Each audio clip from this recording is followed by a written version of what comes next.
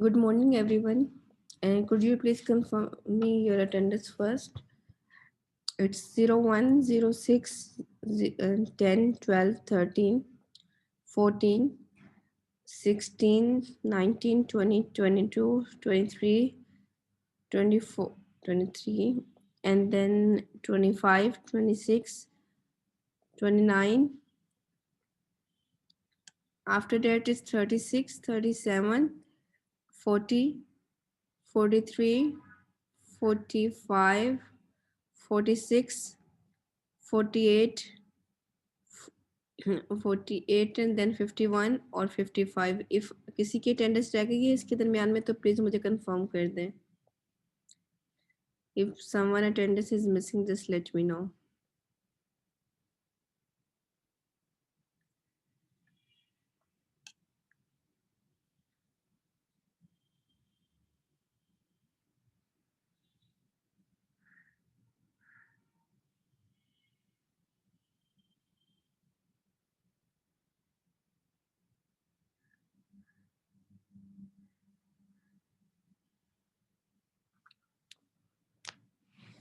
कुछ स्टूडेंट्स जो हैं वो कंटिन्यूसली क्लास नहीं ले रहे हैं. I don't know what's the reason with them. जैसे ये मिसबस समरीन हो गई, आपके पास मोहम्मद इनाम हो गया, और मसूद खान, अब्बासीन से पता नहीं क्या नाम है इसका, अब्बासीन.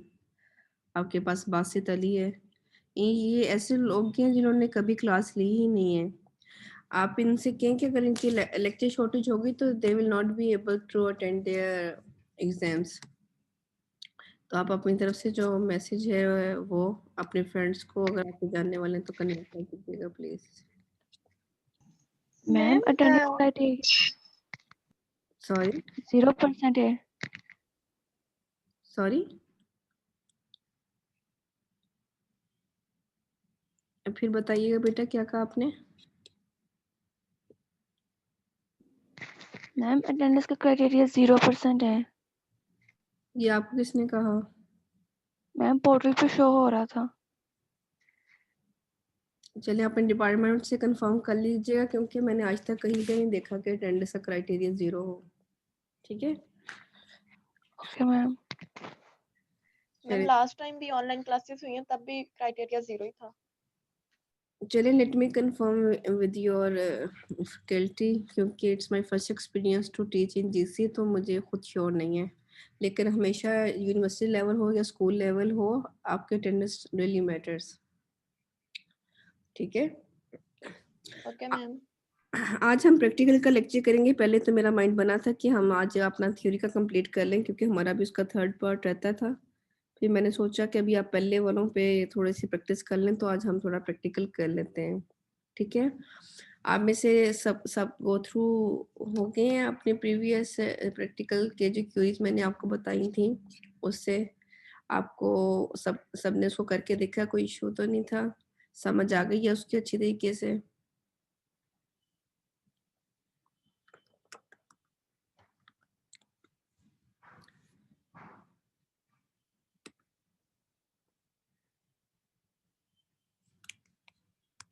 मैम कल काफी स्टूडेंट्स आपस में ग्रुप में करते रहे थे बात, बहुत लोगों के इशू आ रहे थे, तो पता नहीं क्यों बोल कोई नहीं रहा. मोस्टली जिन लोगों के, कुछ लोगों को मैं रिप्लाई भी करती हूँ, और may be there issues could be resolve, और that could be a reason. Yes, most probably that may be a reason. चले, आपका हो गया था वैसे? Yes ma'am. चले, दैट्स ग्रेट. शुरू में मैम इशू आता है, जाहिर बात है कि हम लोगों ने कभी वो सिंटेक्स का वो कोमा और बाकी सारी चीजें वो कभी मिसिंग हो जाती हैं, हाँ जी. तो उसकी वजह से डाटा. और आपको पता है कि जाहिर बात है, इफ यू डोंट माइंड, वो आपसे भी जाहिर बात है, एक दो बारी हुई है अंदर गलतियां, तो जाहिर बात है हर इंसान से हो जाती हैं गलतियां. हाँ जी बिल्कुल. और प्रोग्रामिंग लैंग्वेज ऐसी होती है जिसके अंदर आपको हर चीज़ का ख्याल करना पड़ता है. ठीक है. अगर आपका एक कॉमा मिसिंग, या आपके जो आप एट्रीब्यूट्स के आपने नेम्स शो किए हैं, अगर आप उसको स्मॉल या कैपिटल के फॉर्म में भी गलती कर देंगे तो वो भी आपकी जो है एरर क्रिएट करेगा. ठीक है. मैं आपको लेक्चर स्लाइड्स जो है वो भी सेंड कर रही हूँ ताकि आप उसकी प्रैक्टिस कर लें साथ साथ ही, और आपके पास जो है वो उसकी थ्योरी अवेलेबल हो जो हम आज पढ़ने जा रहे हैं।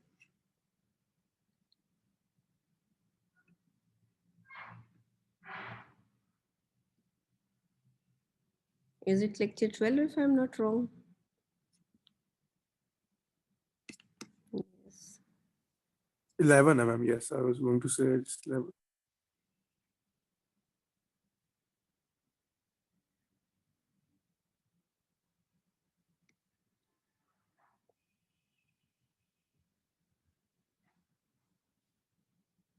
आप क्लास टाइम में इसकी काइंडली प्रैक्टिस कीजिएगा, और अगर कोई आपके साथ प्रॉब्लम आती है तो मुझे बताएं, मैं उसको साथ ही रिजॉल्व करने की कोशिश करूँगी। ठीक है,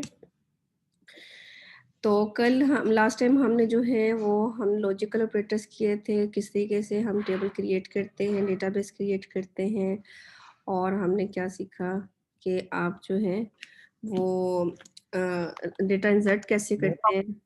आपने फिर लेक्चर 12 सेंड कर दिया कि मैं लेक्चर आपने 12 लेक्चर 12 सेंड कर दिया है। हाँ जी, लेक्चर Yes, 12 ही है, 11 9 10 11 11 आप करने लगी थी, देख लें एक बार दोबारा इसको मैम। वो उसका नेम गलत राइट हुआ है ना, मैं उसको ठीक कर लूंगी बाद में। चलो फिर कोई इशू नहीं है, मैंने कहा एक बार आपको सारी बात बता दूं। ये पहले मैंने सोचा था कि ये जो हमारा डेटा इंटीग्रिटी का लेक्चर है ना, और सॉरी रिलेशनल अलजेब्रा का, ये मैं आज 11th लेक्चर में कवर करवा दूंगी, तो इसलिए मैंने इसको तीनों लेक्चर्स पे कवर किया था, लेकिन ये आज हम नहीं कर रहे हैं, हम आज प्रैक्टिकल कर रहे हैं, तो इसलिए ये अब 11 नहीं रहा, ये 9 10 ही रह जाएगा। ठीक है,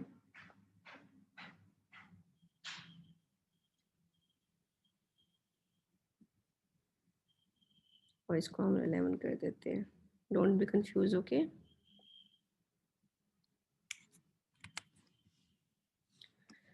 ठीक हो क्या? अच्छा जी, लेक्चर 11 के अंदर अब हम एग्रीगेट फंक्शन करेंगे। एग्रीगेट फंक्शन क्या होते हैं कि आपके पास आपने टेबल क्रिएट कर लिया, हम अभी तक जितनी भी बातें कर रहे हैं वो हम एक ही टेबल के ऊपर कर रहे हैं। रिलेशनल अलजेब्रा में हमने 2 टेबल डिस्कस करने शुरू कर दिए हुए हैं, और उनको किस तरह से सॉल्व करना है वो हम साथ साथ सीख रहे हैं। उसको हम इस स्टेप, जब हमारा एक टेबल के साथ जो है वो क्वेरी लगाने में हमें क्लियर हो जाएगा, तो डेफिनेटली हम इसको भी आसानी के साथ कर सकते हैं दो। ठीक है, कॉन्सेप्ट हमारा तब तक रिलेशनल अलजेब्रा का भी क्लियर हो जाएगा। तो एग्रीगेट फंक्शन में अगर आपके पास मिसाल के तौर पे वही स्टूडेंट का टेबल था और आप चाह रहे थे कि आप उस स्टूडेंट के टेबल के अंदर जो है वो आप उसके जितने भी स्टूडेंट्स के मार्क्स हैं उनकी आप एवरेज निकालें, तो बहुत आसान है। आपने क्या आपके पास SQL के अंदर एक एवरेज का कीवर्ड होता है, आपने वो यूज करना होता है, और किस टेबल पे आप एवरेज लगा रहे हैं बाद में उस सॉरी किस एट्रीब्यूट पे आप एवरेज लगा रहे हैं, आपने उस एट्रीब्यूट का नाम पेरेंथेसिस में लिखना होता है। ठीक है, और उसके बाद आप जो है फ्रॉम के बाद टेबल लिखते हैं। ठीक है, सम टाइम आप वेयर के बाद कंडीशन भी लिख लेते हैं, लेकिन अभी हम कंडीशन वाली बात के ऊपर नहीं आएंगे, so that you could not be confuse in it. हम अभी सिंपल बात करते हैं कि आपने क्या करना है, सिर्फ आपने सिलेक्ट लिखना है, आपने एवरेज का कीवर्ड लिखना है, कॉलम का नेम लिखना है, और टेबल का नेम लिखना है। ठीक है, आपके पास ऑलरेडी टेबल्स हमने क्योंकि पहले क्रिएट किए हुए हैं आपके पास, आप उसको खोलेंगे टेबल्स में तो आपके पास यहाँ पे बहुत सारे टेबल्स हैं जो ऑलरेडी आपके पास मौजूद है। ठीक है, आप अगर उनको चेक करना चाहें तो यू कैन सी कि आपके पास यहाँ पे टेबल में वो डेटा जो है वो शो हो रहा है, जिसके अंदर मेरे पास 3 स्टूडेंट्स हैं, उनका मेरे पास स्टूडेंट आईडी है, फर्स्ट नेम है, लास्ट नेम है, सिटी और मार्क्स है। ठीक है, हम इसी को आगे वर्क करते हैं। ठीक है, आपके पास क्यूरी क्या थी कि आपने सेलेक्ट करना था। ठीक है, हम क्या सिलेक्ट कर रहे हैं, हम स्टूडेंट के एवरेज मार्क्स को सिलेक्ट कर रहे हैं। ठीक है, अब वो क्या करेगा आपको रिटर्न कि आपके पास तीनों स्टूडेंट्स का जो एवरेज मार्क्स हैं वो आपके पास शो हो जाएंगे। ठीक है, ये आपको पता है कि SQL के अंदर जो है वो कीवर्ड्स का कोई इशू नहीं होता कि आप कैपिटल में लिख लें या स्मॉल में लिख लें, ये दोनों तरीके से जो है ये वर्क करते हैं। ठीक है, उसके बाद आपके पास पेरेंथेसिस हैं, पेरेंथेसिस के अंदर आपने उस टेबल का नाम लिखना है जिस टेबल के से आपको एवरेज वैल्यू चाहिए, ठीक है। उसके बाद आपने किस टेबल में से चाहिए उस टेबल का नाम लिख देना है, ठीक है। ये हमारी क्यूरी होगी। तो क्या करेगा, इन तीनों मार्क्स को की एवरेज निकाल के मुझे बता देगा कि कितनी। अगर मैं इसको रन करूंगी तो आपके पास ये देखें 71.667 जो है that is the average marks of 3 students. Clear. Next आपके पास जो है वो एग्रीगेट फंक्शंस के अंदर आपके पास एक सम का, मैक्सिमम का और मिनिमम का ऑपरेटर भी जो है हम वर्क करते हैं, ठीक है। लेकिन आपके पास इसमें थोड़ा सा, जैसे यहाँ पे मैं एवरेज के अंदर अगर मैं स्पेस छोड़ती या ना छोड़ती तो वो दोनों तरीके से मिलके वर्क करता।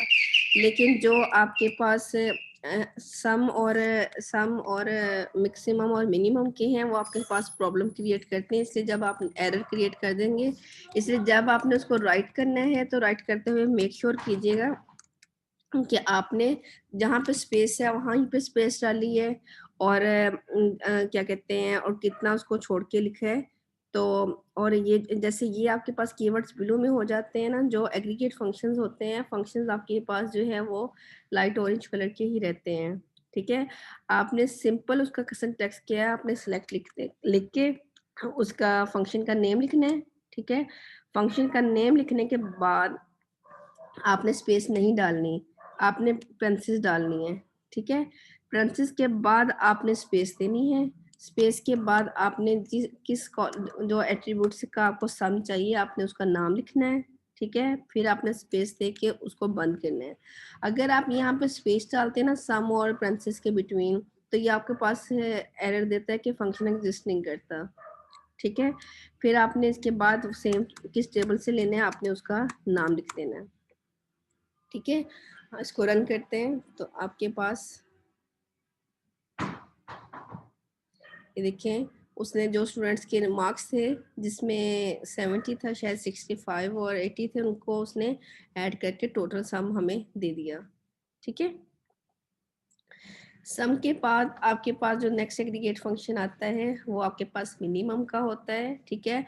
हम चाहते मैम जो यूनी का ना, ये जो यूनी है, यूनी हमारे पास टेबल है ना, जी यूनी हमारे पास टेबल है। और मैम डेटाबेस किस नाम की है हमारे पास बनी हुई?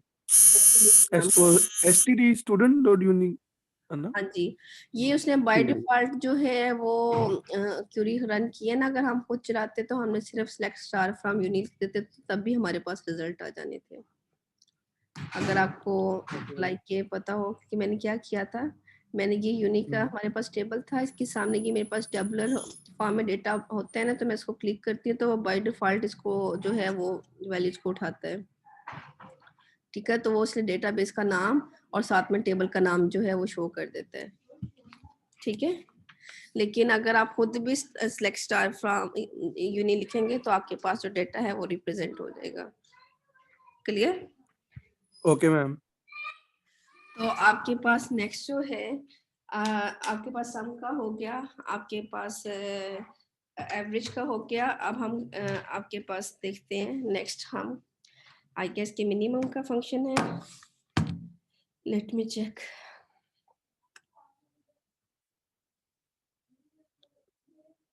जी मिनिमम का फंक्शन है, तो ये फंक्शन आपके पास क्या रिटर्न करेगा कि आपने जो वैल्यू सिलेक्ट की होगी उसकी जो स्मॉलेस्ट वैल्यू है वो आपके पास इसके अंदर आएगी, ठीक है। आपने क्या करना है, सिंपल इसके सिंटैक्स के लिए आपने सिलेक्ट लिखना है, ठीक है। सिलेक्ट लिख के बाद आपने MIN मिन के लिए यूज करना है, ठीक है। ये कैपिटल लिख लें, स्मॉल लिख लें, इसका इशू नहीं है, लेकिन इसके बिल्कुल साथ आपने पेंसिल्स डालनी है। उसके बाद आपने स्पेस देनी है, जिस टेबल से आपने वैल्यू लेनी है उस टेबल का नाम लिखना है, और सॉरी एट्रीब्यूट का नाम लिखना है, पेंसिल्स को बंद करना है और उसके बाद आपने टेबल का नाम लिख देना है, ठीक है। आप इसको रन करते हैं तो आपके पास ये देखें कि मिनिमम मार्क्स वहाँ पे स्टूडेंट्स के 65 थे, मेरे पास टेबल खुला हुआ है, ये देखें 65 मार्क्स थे, तो हम उसने आपको 65 जो है वो शो करवा दिया, ठीक है। नेक्स्ट आपके पास जो है वो मैक्सिमम इसी तरह ये मैक्सिमम के फंक्शन के अंदर भी वर्क करता है। मैक्सिमम के लिए हम मैक्स लगाते हैं, ठीक है। अच्छा, आप इसको थोड़ा सा और अच्छे तरीके से लिखना चाहें तो ऐसे भी लिख सकते हैं कि बजाय इधर के मिन मार्क्स के नाम से ये शो हो एट्रीब्यूट। हम इसको ऐसे भी, हम इसको जो है वो नया नेम भी दे सकते हैं कि जब ये आपके पास रिजल्ट शो हो तो एट्रीब्यूट जो है वो उसका नेम किस तरीके से आ रहा हो। जैसे सिलेक्ट है, ठीक है, आपने वैसे लिखा इसको, आपने लाइक यही मिनिमम और उसके बाद आपने मार्क्स लिखे फ्रॉम नहीं सच, हमने पहले उसको एट्रीब्यूट को सेट करना चाह रहे हैं तो आपके पास क्या करना है, आपने इतना लिखने के बाद एज का कीवर्ड यूज करना है। एज क्या करेगा कि इसके बाद आप जो नाम एट्रीब्यूट को देना चाहेंगे तो ये मिनिमम मार्क्स की जगह पे उस नेम के साथ शो होगा, ठीक है। फॉर एग्जांपल मैं कहती हूँ कि लिस्ट मार्क्स शो हो, ठीक है। तो लिस्ट मार्क्स के बाद आपने क्या करना है, यूनिक का नाम लिख देना है जो कि हमारा टेबल नेम है, ठीक है। आपने इसको रन करना है तो देखिए अब मिनी मार्क्स की निस्बत जो है वो आपके पास लिस्ट मार्क्स के तौर पे जो है वो शो होने लग पड़ा है, ठीक है। मैक्स मार्क्स के लिए भी आप ऐसे कर सकते हैं।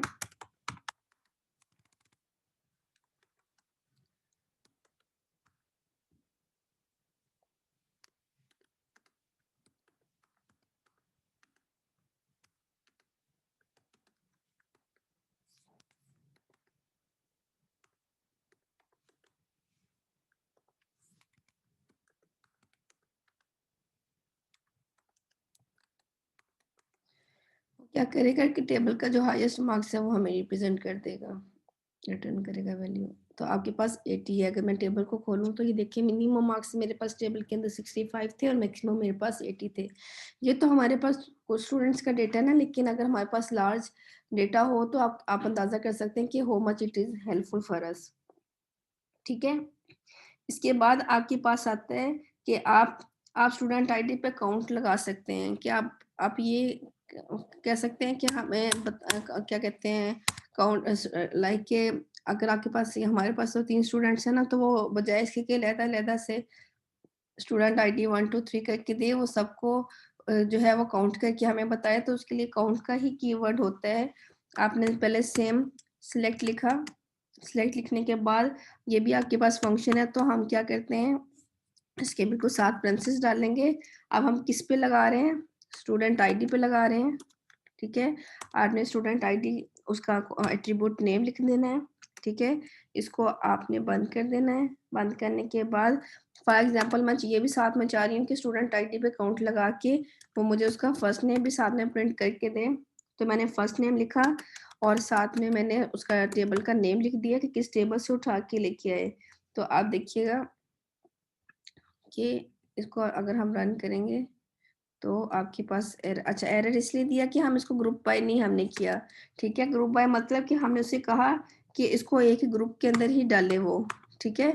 तो काउंट करने के बाद अगर आप यहाँ पे ग्रुप और बाय का कीवर्ड इस्तेमाल करेंगे तो आपके पास वो हमने फर्स्ट नेम के हिसाब से इसको ग्रुप कर दिया कि जैसे ही अब वो जितने भी ग्रुप जितने भी स्टूडेंट्स हैं उनके फर्स्ट नेम के साथ उनकी स्टूडेंट आईडी जो है वो शो हो के उसको इन जनरल एक ही नंबर जो है वो साइन कर देगा जो कि नंबर 1 होगा, ठीक है।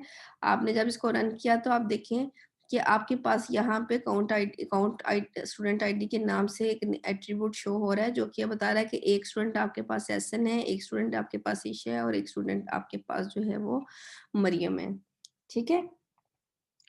तो लास्टली आपके पास जो है एक हम और कर लेते हैं हैविंग का, कि आपने क्या करना है कि आप ऐसे भी कह सकते हैं कि आपके पास ये शो तो हो, लेकिन शो होने के साथ साथ आपके पास जो है वो आप उन स्टूडेंट्स का डेटा शो करें जिनकी आपके पास जो मार्क्स हैं वो हम उस पर लिमिट लगा देते हैं कि वो ग्रेटर देन इतने हों या लेस देन इतने हों।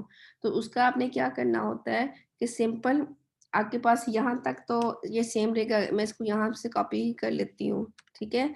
आपने नेक्स्ट आपके ऊपर कंडीशन लगा देनी होती है, ठीक है। कंडीशन लगा के आपने क्या कहा कि आपने उन स्टूडेंट्स को ग्रुप बाय करना है जो कि हैविंग जिनके हों क्या हो जिनका अगर आप सम का मार्क्स का सम लें तो जो है वो हमारे पास कोई भी नंबर लगा ले, हमारे पास थे मेरे 60 से थे शायद ऑनवर्ड, 65 70 से थे ना, तो अगर मैं कह दूं कि 60 से ऑनवर्ड होंगे तो ये सारे प्रिंट हो जाएंगे, तो लेट्स से कि 70 से कर लेते हैं। हैविंग मार्क्स, हमने एट्रीब्यूट का नेम लिखना है, बस एट्रीब्यूट्स के नेम लिखते हुए बस जरा माइंड में रखिएगा कि जो नेम आपने टेबल के अंदर डिक्लेयर करवाया है, देखें कैपिटल एम के साथ मार्क्स है, कैपिटल एफ के साथ फर्स्ट नेम है, कैपिटल एस के साथ स्टूडेंट आईडी है, ये जरूर वैसे रह जाए, अदरवाइज ये आपको एरर क्रिएट करके देगा। ठीक है, तो आपके पास आपने कहा कि उन स्टूडेंट्स के मार्क्स को डिक्लेयर करवाएं जिनके मार्क्स जो हैं वो मेरे पास ग्रेटर देन है किससे, लाइक अगर मैं 70 कह देती हूँ,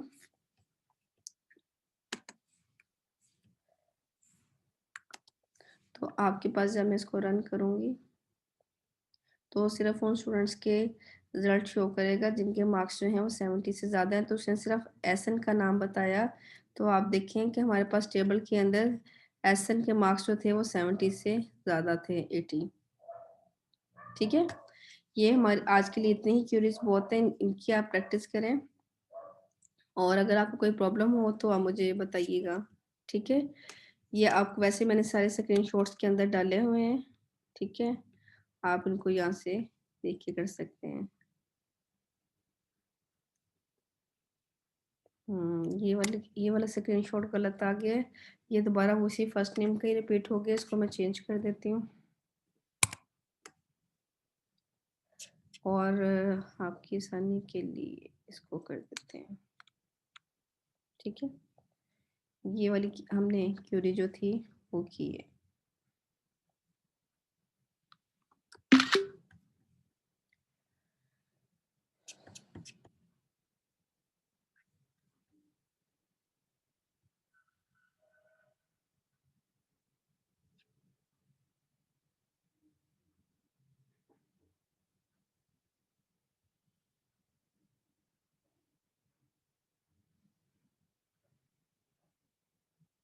ठीक है, इज इट डन?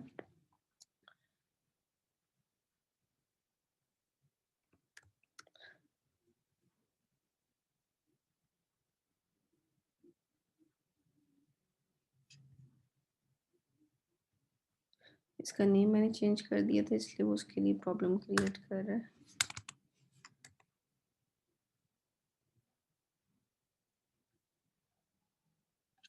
मैं आपको नेम वाला जो है वो सेंड कर दूंगी। ठीक है, आप चाहें तो अभी हमारे पास 7 मिनट्स हैं, आप अभी प्रैक्टिस कर लें इन सारे क्यूरीज के, और किसी को कोई इशू आ रहा है तो मुझसे पूछ लें, और चाहें तो घर में कीजिएगा और फिर मुझसे अपने नेक्स्ट प्रैक्टिकल लेक्चर के अंदर डिस्कस कर लें। अभी मैं 7 मिनट्स के 6-7 मिनट्स के लिए इधर ही हूँ, आप मुझसे पूछ सकते हैं। If you have your laptops with you then please kindly do it now.